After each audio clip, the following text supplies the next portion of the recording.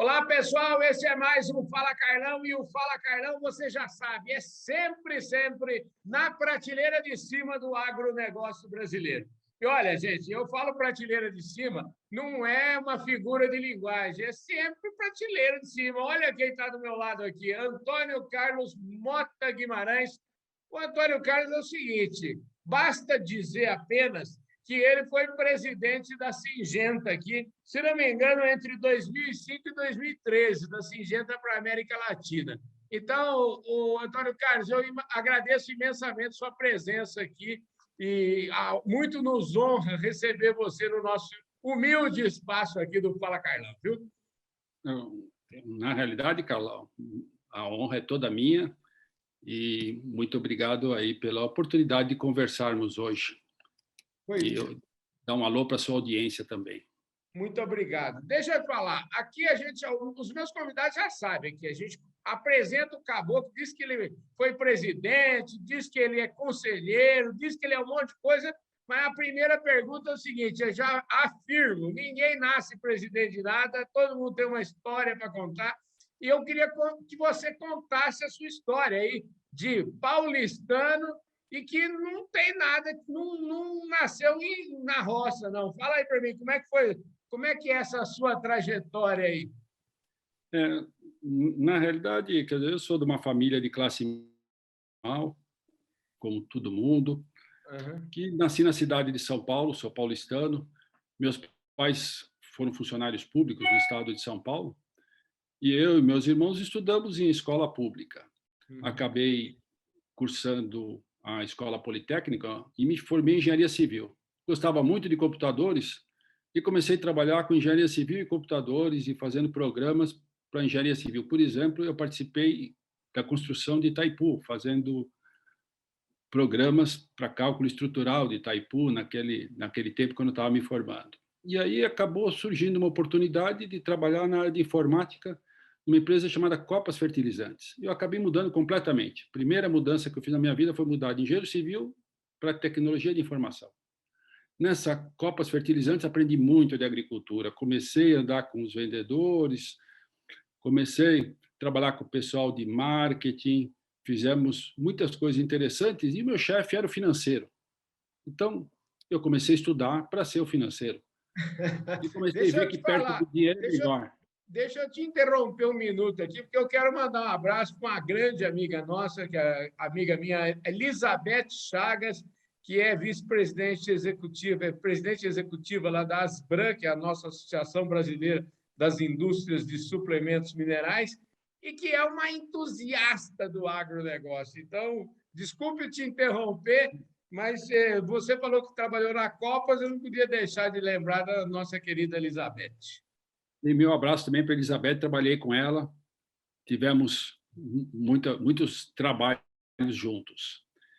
E depois da Copas, o que aconteceu é que eu acabei evoluindo na área de finanças e falei, preciso aprender um pouco mais de finanças. Aí eu fui para a GV fazer o mestrado em finanças. E quando me formei e defendi minha tese na GV, eu acabei, por um convite de um headhunter, indo trabalhar numa empresa completamente diferente, nem engenharia civil, nem agricultura, mas sim produtos de luxo. Fui trabalhar na divisão de bebidas da Louis Vuitton. Olha só. E aí eu queria saber o seguinte, já estou imaginando aqui, um engenheiro civil, né, que depois virou financeiro e pela estrutura do seu currículo aqui na área de finanças, tenho certeza que você, rapaz, esse seu chefe está orgulhoso de você, né? Porque você fez uma carreira brilhante aí na área de finanças. E eu queria saber o que você aprendeu na área de luxo, né? Você está falando aqui do Louis Vuitton, o que você aprendeu lá que depois você pôs em prática nessas suas outras iniciativas? A Louis Vuitton é uma excelente empresa. Ela estava começando no Brasil, quando eu comecei na divisão de bebidas, depois veio a divisão de perfumes, com a Christian Dior, a Givenchy e a Kenzo. Eu trabalhei como financeiro também dessa divisão. E o que é interessante é que eu trabalhei com pessoas fantásticas de marketing e vendas, onde eu aprendi muito. E principalmente os franceses, eles eram bastante agressivos na forma de pensar em termos de criar marcas e valorizar marcas. E o principal ponto que eu aprendi lá é que precisa se construir uma marca e de tal maneira que o mind share dessa marca na cabeça dos consumidores seja maior que o market share que você tem no mercado. Essa diferença é o que você explora para construir o seu negócio. E muitas vezes a gente subestima a capacidade de se criar um mind share. E mind share é valor, é preço mais alto. Você paga pelo que você acha que vale. E é assim que você constrói uma marca. Isso eu aprendi na Louis Vuitton. Que maravilha, né? A gente precisa aprender isso aí. O agronegócio brasileiro precisa. Vai ser muito boa essa sua prosa aqui para explicar para a gente. Eu ia te perguntar como é que a gente pode fazer isso no agro, mas você vai explicando isso com a sua própria carreira, né? Porque você fez muita coisa nesse agronegócio.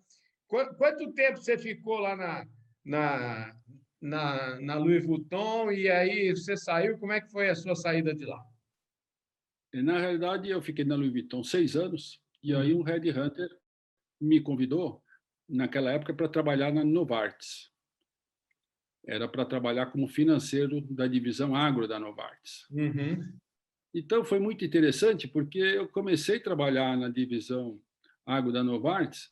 No final do primeiro ano, eles falaram para mim, olha, essa divisão agro que você ajudou a construir, que era separada da divisão farmacêutica, agora vai juntar e vai fazer uma nova empresa. Vai ser Syngenta. Falei, opa! Quando eu entrei numa empresa, já estou em outra. Já estava meio perdidão lá, né? Como é que ia conduzir isso? Aí eu acabei, na Syngenta, acabei sendo nomeado o financeiro do Brasil, né? Da fusão com a Zeneca e a Novartis. Depois eu acabei trabalhando como financeiro da América Latina até 2004. Em 2005, eu acabei sendo promovido para o diretor-geral da Syngenta na América Latina, onde fiquei de 2005 a 2013. É uma baita experiência. E a Syngenta, você sabe que eu converso com muita gente do mercado, com todos. Eu acho que eu conversei já com todos os concorrentes aqui, com os presidentes das empresas, com diretores, e é um caso bastante importante de uma empresa que é extremamente admirada por todos, por quem trabalha nela, admirada por quem já saiu dela e admirada pelos concorrentes. Eu queria que você trabalhasse um pouquinho esse tema, que você ficou lá tanto tempo, eu acho que você ajudou a construir essa admiração, né? Na realidade, a Syngenta, primeiro, a Syngenta é feita de pessoas, né? A gente pode falar dos seus produtos, pode falar das suas estratégias, mas ela é feita de pessoas. Eu não poderia deixar de mencionar o Márcio Rezende, que foi meu chefe na Syngenta antes de ser promovido para ser o chefe da Europa. Depois trabalhei com o Valdemar Fischer, eu sei que ele já teve no seu programa também. Foi um período fantástico. E toda a equipe que a gente teve na Syngenta, todo esse pessoal, foi eles que fizeram a diferença. Na realidade, o Laércio, o Daniel, o Renato Guimarães, eu acho que todos esses nomes são conhecidos. O Alexandre Gobi, que hoje trabalha comigo novamente. Renato Serafim, a Mauri Peloia, que é o grande nome dos inseticidas. E isso realmente é o que faz a diferença, são as pessoas. Mas eu acho que o grande segredo da Syngenta, além das pessoas, ela se basear num tripé. O tripé é estratégia, um portfólio de produtos e pessoas. Então, não adianta fazer estratégia se você não tiver um portfólio. Não adianta fazer portfólio se você não tiver pessoas. E não adianta ter os três se você não desenvolver os três em conjunto. Então, você vai construindo uma estratégia à medida que você vai construindo um portfólio e vai construindo pessoas melhores, pessoas mais capazes, vai explorando o potencial delas. Se a gente for ver um exemplo, agora estamos nas Olimpíadas, por que a China tem mais medalha de ouro do que os Estados Unidos ou do que o Brasil? Ela tem pessoas melhores? Não, ela treinou melhor as pessoas e aproveitou as oportunidades, deu oportunidade a todos esses atletas. Isso é o que a gente fazia na Syngenta. Então, quantas vezes nós levamos os nossos profissionais para treinamento em Harvard, no INSEAD, fizemos um programa global de treinamento, levamos mais de 80 gerentes e diretores aqui da América Latina para treinarem no INSEAD como desenvolver programas de marketing. Isso fez muita diferença. Nós tínhamos não só os melhores profissionais, mas os melhores profissionais treinados e apresentando o melhor que eles podiam apresentar. Nós estamos dando a eles a oportunidade de serem o melhor. Então, isso é interessante porque você combina esta situação com um portfólio, que a gente pode falar daqui a pouco sobre o portfólio, e com uma estratégia inovadora, também podemos falar da estratégia, a empresa tem resultados crescentes. Foi o que a Syngenta fez de 2005 a 2013, nós praticamente aumentamos 50% a nossa participação de mercado, passamos de 14% para 22% do mercado. Então, veio crescendo ano a ano. Antônio, deixa eu te perguntar. Aliás, eu não te perguntei, mas eu queria saber o seguinte: como é que é seu. Todo mundo tem nome de guerra nas empresas, a turma te chama de Antônio Carlos, de Mota. Como é que é? Como é que você era conhecido? Como é que você é conhecido nesse mercado? Olha, era conhecido por Antônio Carlos, sempre foi por Antônio Carlos. Então, pronto. Ó, você está vendo que aqui é no ar, que a gente assim, se alinha. Deixa eu te falar, você construiu uma carreira da área de finanças, a área de finanças é muito número, muita entrega de resultados, né? Como é que é sair da área de finanças e passar a liderar o conjunto da obra? O que difere um CFO de um CEO? O que muda na sua vida? O que mudou na sua vida? Na realidade, o que a gente costuma dizer é que o CFO olha muito para trás e o CEO olha muito para frente. Então, na verdade, você precisa sair do retrovisor e começar a olhar para frente. E isso é um treinamento, porque a cabeça da gente é difícil de mudar. Então, você precisa, todo momento, ficar atento e falar, tem que olhar para frente, tem que ver o que está acontecendo. Então, você começa a dar mais atenção para o mercado, para as modificações do mercado, para o comportamento dos concorrentes. E aí, naturalmente, você vai saindo de uma situação de analisar o número, o resultado, para uma situação de analisar o que vai acontecer no mercado e como você vai pôr a sua companhia neste novo mercado. Entendi. Então, essa foi uma transição e, realmente, a Syngenta foi uma escola para mim. Durante meus primeiros anos como o diretor-geral da América Latina, eu aprendi muito como fazer isso, como interpretar esse mercado, como posicionar a empresa nesse mercado. Ô, Antônio Carlos, a gente está falando de Syngenta, eu não posso deixar nunca de perguntar para você, que teve no leme da companhia durante tanto tempo, né? Quais foram só para a gente lembrar aqui, né? Quais foram as contribuições aí mais importantes que você pontuaria desse seu período aí, e também, obviamente, da empresa que lidera o mercado, que liderou o mercado? Na realidade, a primeira coisa, em termos de contribuição, que eu tenho que falar, a contribuição foi da minha equipe. Eles que tiveram a criatividade de fazer. Eu simplesmente parei e consegui ter, vamos dizer, a sensibilidade de escutar o que eles estavam me trazendo. Então, por exemplo, o Barter foi uma equipe comercial que me apresentou a ideia, que foi levada adiante, eu levei adiante isso e hoje é um padrão de mercado. A forma de fazer a gestão do preço através do Pocket Price também foi a pessoa de finanças que acabou me apresentando isso. O Plene, você ouviu falar já daquela semente de cana, na verdade foi o pessoal de Arandi que me apresentou uma ideia que a gente transformou em um projeto e uma divisão da Syngenta.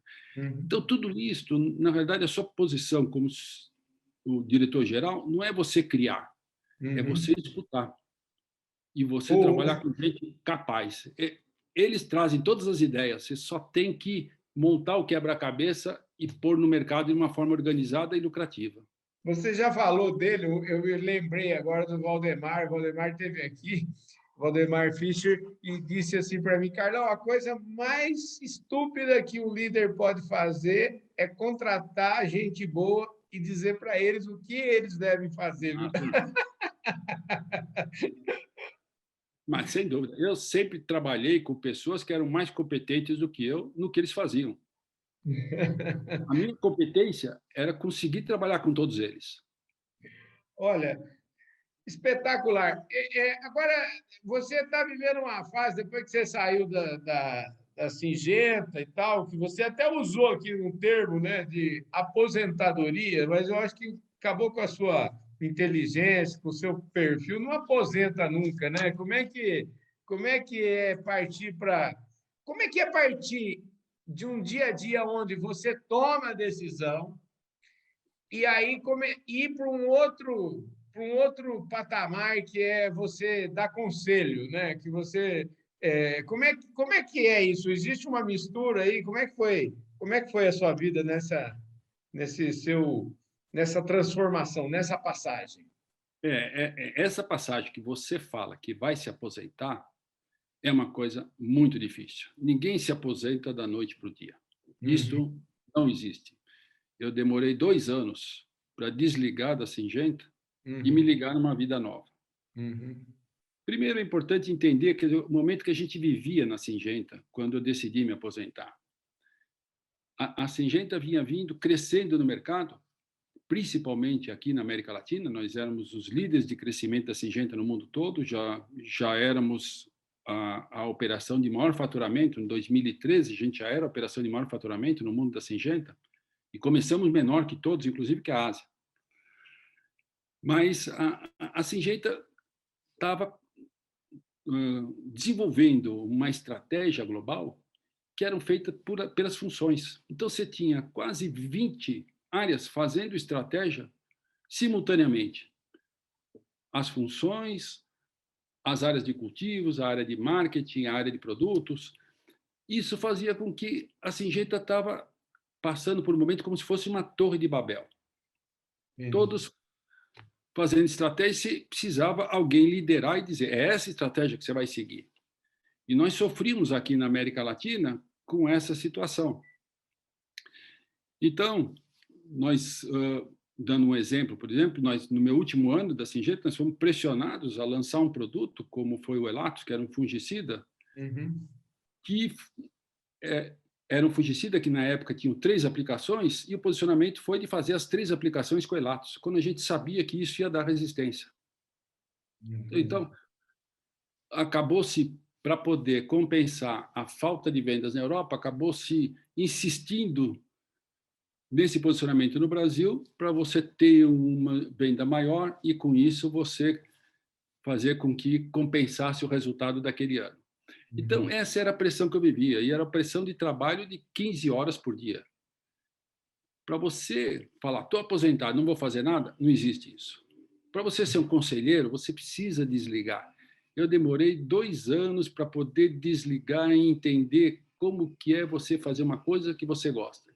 Porque eu gostava da Singenta, mas eu não gostava de tudo. Gostava da estratégia, gostava das pessoas, gostava do relacionamento. Uhum. Mas esse dia a dia de ficar fazendo coisas que você não põe para frente o negócio, que você Uhum. simplesmente está na burocracia, era muito difícil. Então, aí acabei, em 2016, um headhunter, que foi o Sherman, da Kincanon, acabou me levando para a Cípica. Uhum. E eu comecei a trabalhar primeiro como conselheiro da Cípica aqui no Brasil, depois no comitê de gestão da Cípica na Itália, depois também no comitê de gestão da Cípica na Argentina, e hoje continuo, né, nessa posição.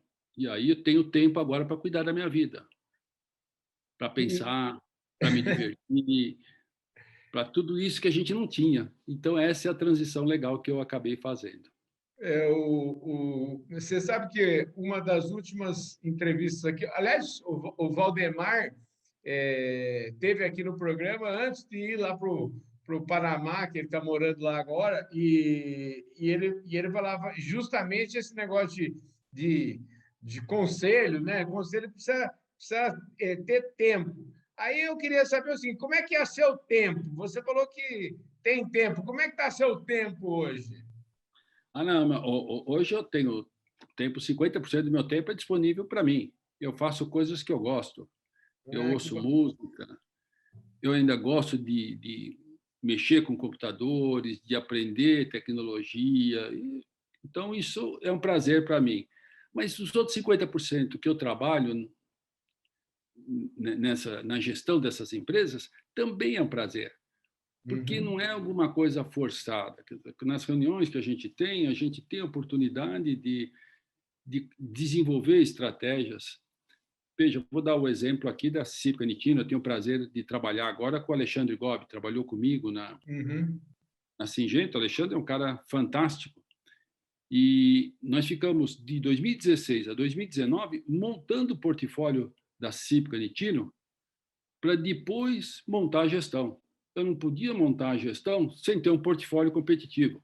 Entendi. Hoje, eu tenho praticamente 3 blockbusters, que são produtos de alto potencial, inseticida, fungicida e herbicida, que atuam em pelo menos, permite a Cípica Nittino atuar em pelo menos 50% do mercado brasileiro. Então, aí você começa a construir uma equipe. E o Alexandre foi o começo de tudo isso. Ao trazer o Alexandre, e agora com o Marconi e com outros profissionais que estão chegando na nossa empresa, com o crescimento que nós estamos tendo, tudo isso faz parte da estratégia que a gente começa a desenvolver aqui no Brasil. Olha só que bacana. E o legal dessa sua aula aqui, às vezes a gente traz uns entrevistados aqui, eles dão aula aqui para a gente. E eu queria agora aproveitar a sua presença e saber o seguinte: que você pegar a sua bola de cristal aí, que você deve ter uma bola de cristal, você falou agora há pouco de olhar para o futuro, né? Olhar mais no para-brisa, porque olhar no retrovisor a gente olha, né? Vê lá tudo no retrovisor é sempre clarinho, né? É nítido o retrovisor. Mas eu queria saber de você o seguinte, que Brasil que você está enxergando e que agronegócio que você está enxergando, o que vem por aí, a gente, acho até que a gente chegou a comentar, você falou aí de portfólio, blockbuster, eu entrevisto muita gente aqui, tenho falado com muita gente da área de biológicos, eu queria que você me desse continue sua aula falando agora de futuro. Obrigado aí pela consideração, mas na realidade, quer dizer, o que a gente vê para o nosso setor de agroquímicos, nós vimos uma consolidação nos últimos anos porque existia um problema de você aumentar as margens das suas vendas de um ano para outro. Uhum. A margem das vendas do nosso negócio a gente chama de profit pool. Uhum. Então, a soma da margem de todas as empresas que atuam no setor de agroquímicos é o profit pool do setor. Uhum. Acontece que enquanto o setor está crescendo 2%, 3% ao ano de agroquímico, o profit pool do nosso setor está diminuindo. Entendi. Isto é um sintoma de que alguma coisa tem que ser feita, Uhum. porque o acionista não vai aceitar redução de rentabilidade. Então, por isso que o setor de agroquímicos hoje está se movimentando para o setor de revendas, comprando revendas. Existe muito movimento, porque existia um profit pool nesse setor muito próximo para ser capturado. Uhum. E isso vai dar retorno nos próximos anos para os acionistas dos agroquímicos. Mas isso não é suficiente, porque as restrições ambientais, as dificuldades de registro que a gente está passando, cada vez vão ser piores, vão ser maiores. É natural. O mundo está mais preocupado de ser um mundo limpo. E o nosso setor precisa se reinventar. Aí entra a parte de biológicos. A parte de biológicos cresce 20% ao ano. E o profit pool de biológicos cresce 20% ao ano, 20%, 22% ao ano. Então, se tem dinheiro, a estratégia vai para esse espaço. Só que aí tem uma característica diferente o setor de biológicos, vamos chamar assim, bioestimulantes, fertilizantes especiais e tudo isso. Nós temos 600 jogadores enquanto que agroquímicos nós temos muito menos. E o pessoal de agroquímico, que agora começou a enxergar os biológicos e todas as grandes empresas estão entrando nesse segmento, completando seu portfólio, enfrenta um problema, porque enquanto um agroquímico demora 2 a 3 anos para ser registrado, o biológico demora 3 meses. Essas empresas grandes estão acostumadas a trabalhar com barreiras regulatórias. Nesse outro segmento, você tem que ser mais dinâmico. No segmento de bioestimulante, você tem que criar, aproveitar e criar de novo. A velocidade de inovação é muito mais rápida. E aí, tudo isso, com 600 jogadores, você imagina se você é um agricultor. Você vai receber 10 vendedores de empresas diferentes por semana querendo te vender coisas. Em qual você vai confiar? Então, o marketing dos bioestimulantes ainda não está desenvolvido.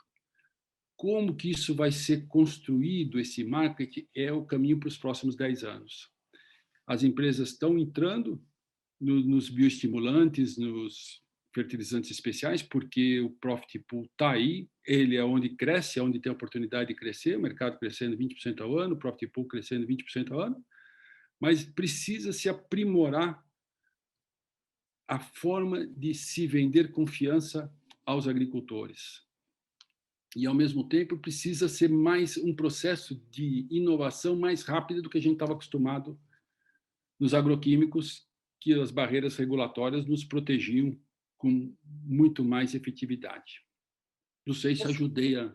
Não, ajudou muito. Você deu esse seu desenho do Profit Pool aí assim, mais desenho impossível, né? Quer dizer, já dá para entender porque aqui o pessoal dos biológicos tem gente falando que em 10 anos a linha do agroquímico e do biológico, o biológico passa o agroquímico em 10 anos. Você também é dessa linha de pensamento ou você é mais otimista ainda? Aí vai depender, o otimismo vai depender da capacidade das nossas empresas de conseguir viabilizar esses produtos novos e a substituição dos agroquímicos. Então, a gente tem visto muitos produtos biológicos funcionando, mas ainda não conseguimos ver eles exclusivamente resolvendo o problema do campo. Entendi. Então, o que a gente tem que continuar escutando é dos nossos técnicos, do pessoal que trabalha no campo, as soluções que vão permitir a gente ter uma solução talvez completa na soja, uma solução completa no milho, uma solução completa no algodão. Aí as coisas começam a se acelerar. Por enquanto, nós estamos trabalhando com combinações. Então, eu diria que hoje o meu horizonte de tempo é que isso deve acontecer nos próximos 10 anos.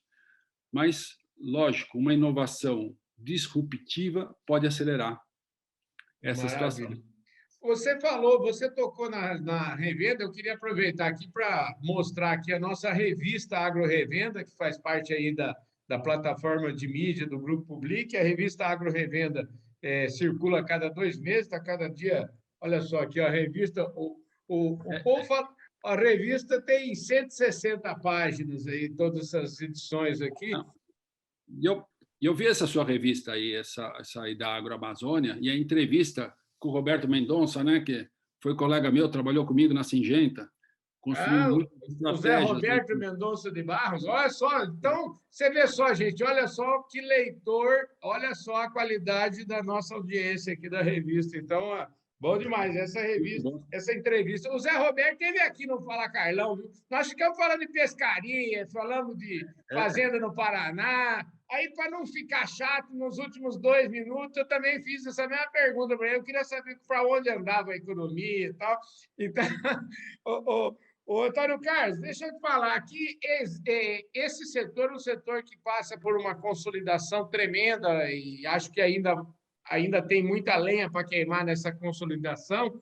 E como você falou de 600 jogadores aí no Biológicos, eu também fico pensando se, né, as fichas dos grandes players aí não vão acabar dando... É possível haver uma consolidação nisso também nos próximos anos? Eu acredito que sim.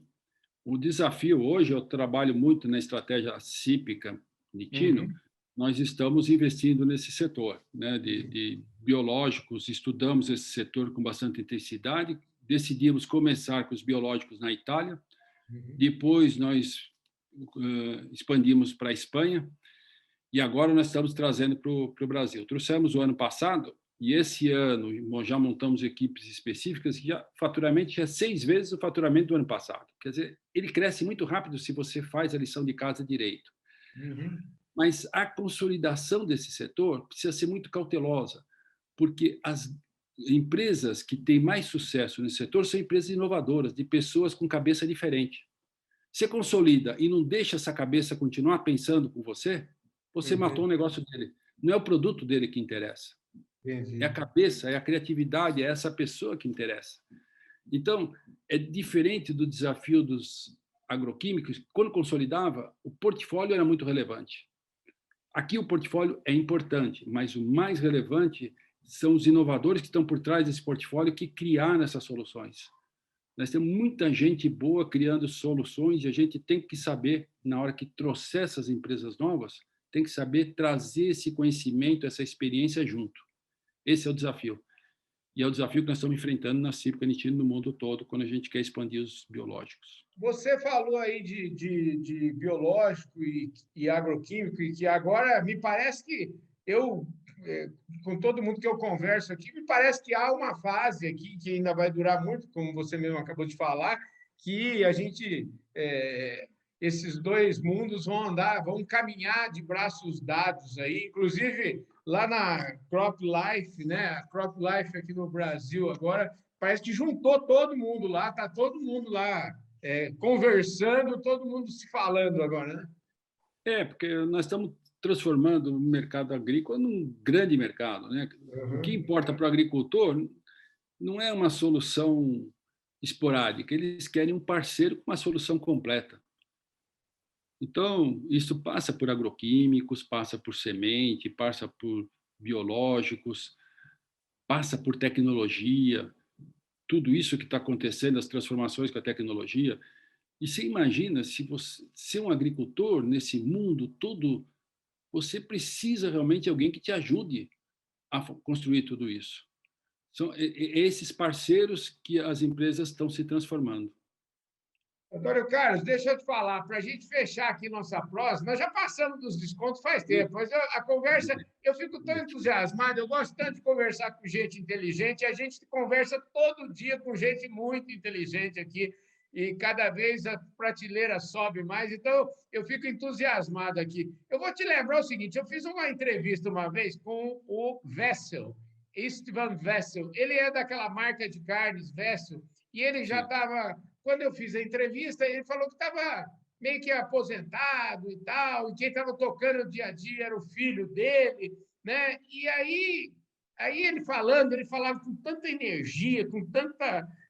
gosta tanto, que eu fiquei intrigado. Falei, esse cara não aposenta de jeito nenhum, nunca, né? E aí eu perguntei para ele, e ele me fez a seguinte figura de linguagem, falou, Carlão, o negócio é o seguinte, eu perguntei qual era a divisão de tarefa, quem faz o quê lá? Se o filho dele é que estava mandando o negócio, qual que era? O que ele fazia? Então, ele me disse assim, Carlão, é o seguinte, aqui nós dividimos assim, o meu filho cuida da semana que vem e eu cuido do ano que vem. Então, é o seguinte, eu queria saber, dentro dessa realidade sua, hoje, na Cípica Nittino, eu queria saber, você está cuidando, o Alexandre é que está cuidando da semana que vem, do mês que vem, você está cuidando, como é que é? Me conta como é que vocês dividem as tarefas aí. Na realidade, a minha principal função é ajudar a Cípica globalmente a crescer. E a Cípica é uma das poucas empresas de agroquímicos no mundo que é de uma família, não é de capital aberto. Entendi. E é interessante, porque é um pensamento diferente. É um pensamento de que você tem uma história e você tem que continuar essa história.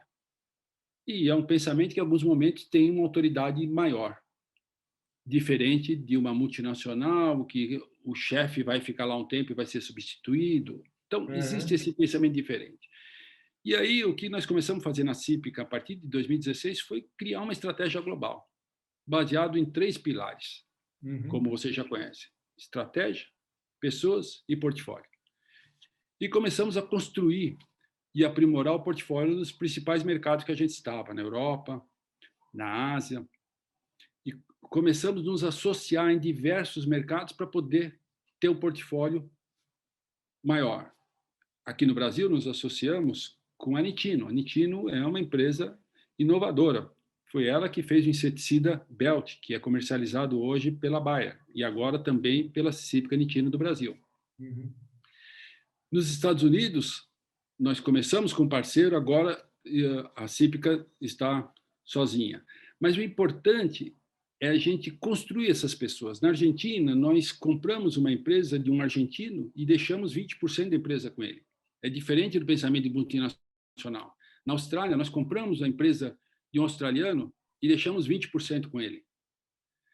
Então, se criou a estratégia global baseado nisso. Agora, a partir do ano passado, nós estamos entrando na Rússia, Portugal, Chile e Paraguai. Então, são esses locais que nós estamos construindo o portfólio. Em outros locais, nós já construímos o portfólio e construímos a equipe. E, globalmente, nós temos a estratégia. Por isso que a vinda do Alexandre foi agora para acelerar a implementação da estratégia. O Alexandre é expert nisso. Então, na realidade, nós estamos dando ao Alexandre uma estratégia global, estamos dando um portfólio, e o Alexandre está construindo a equipe, está fazendo a implementação dessa estratégia e está customizando essa estratégia com a experiência toda dele. Estão fazendo a mesma coisa na Argentina. O Matias, que é o diretor-geral da Argentina, é a mesma situação. Está construindo tudo isso. Nós estamos fazendo na Rússia a mesma situação. Então, o que eu faço hoje é muito mais pensar nos próximos 3, 4 anos, 5 anos da companhia. Em alguns mercados, eu venho para esses mercados justamente para ajudar os gestores a pensarem no ano seguinte, vamos dizer assim. Uhum. É um pouco nesse sentido, mas são os gestores, como o Alexandre, que fazem a implementação do negócio. Maravilha. Antônio Carlos, super obrigado pela sua presença aqui. Só faltou dizer o seguinte, o que nesse seu tempo livre, além dos computadores, música, você tem assim, um hobby?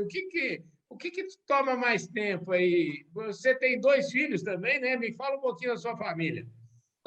Na verdade, meu hobby, além disso, são esportes. Eu adoro esportes, sou jogador de tênis até hoje. Não diga. Então você deve ser melhor jogador de tênis do que o Renato Guimarães, ou não? Já perdi muito dele. É mesmo? O Renato tá, não vou dizer que está na minha lista negra, mas porque eu consigo aprender quando eu jogo com ele. Então é ótimo. Então não tá na lista, não. Mas eu já perdi bastante do Renato, já joguei com muita gente da Singenta, Pedro Paulo, Aisman jogou também comigo. Gosto muito de esporte. Agora, que nem a Olimpíada, gasto um bom tempo aqui na televisão, vendo jogos de futebol, vôlei. É um prazer ter esse tempo disponível para ver tudo isso. Eu tenho estou casado há 38 anos, né? Com a mesma mulher. Eu falo para a minha mulher que ela é uma artista, porque ela está de parabéns. Como é que ela chama? Cecília. Cecília, um abraço para você, viu? A Vera, que está casada comigo aqui há 31, também está te mandando um abraço. A Cecília está te mandando um abraço e parabéns. Ela me fala parabéns todo dia, dizendo que ela realmente é uma artista.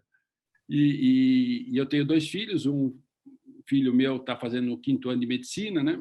Então está se formando daqui a pouco, e a minha filha acabou indo estudar, ela se formou em engenharia, mas acabou seguindo a carreira de administração, foi estudar na Alemanha e ficou. Casou e está morando em Berlim. Então, estou eu e minha mulher sozinhos em casa, com todo esse tempo do mundo. E é assim que é bom. Maravilha. Olha, todo esse tempo do mundo, e eu agradeço o privilégio de você dividir aí 40 minutos aqui do seu tempo para a gente poder fazer esse vídeo aqui, que você vai assistir na íntegra aí no nosso canal no YouTube, no nosso canal no Facebook, e vai assistir também vamos dizer assim, um resumido de 15 minutos, se você está ligado com a gente aí nas lentes nacionais e internacionais aí do Canal do Boi, através das mais de 25 milhões de parabólicas, através aí dos quase, sei lá, 8 milhões aí de assinantes da NET, enfim. Mas eu aconselharia você a que assiste 15 minutos lá no canal do Boi, mas depois vai lá no nosso canal, deixa lá o like, aperta o sininho lá para receber as nossas notificações e procura assistir essa verdadeira aula na íntegra, porque eu tenho certeza que vocês vão adorar e que vai valer a pena. Antônio Carlos, mais uma vez, imensa gratidão por você ter nos dado a honra de participar aqui do nosso programa, viu? Carlão, muito obrigado aí por essa oportunidade de conversar com você e com toda a sua audiência. É isso aí, gente. Esse foi mais um Fala Carlão, sempre na prateleira de cima do agronegócio brasileiro. Eu falei aqui hoje com o Antônio Carlos Mota Guimarães. Olha, eu não apresentei, ele é vice-presidente do Conselho da Cípica Nitino e é um homem que está traçando as estratégias aí para a empresa avançar globalmente e veio dar uma aula grátis para você que está aqui no nosso canal no YouTube. Ô, Antônio Carlos, show de bola, viu? Parabéns. Obrigado, viu? Obrigado a você. Eu vejo todos vocês no nosso próximo programa. Valeu, gente. Fui!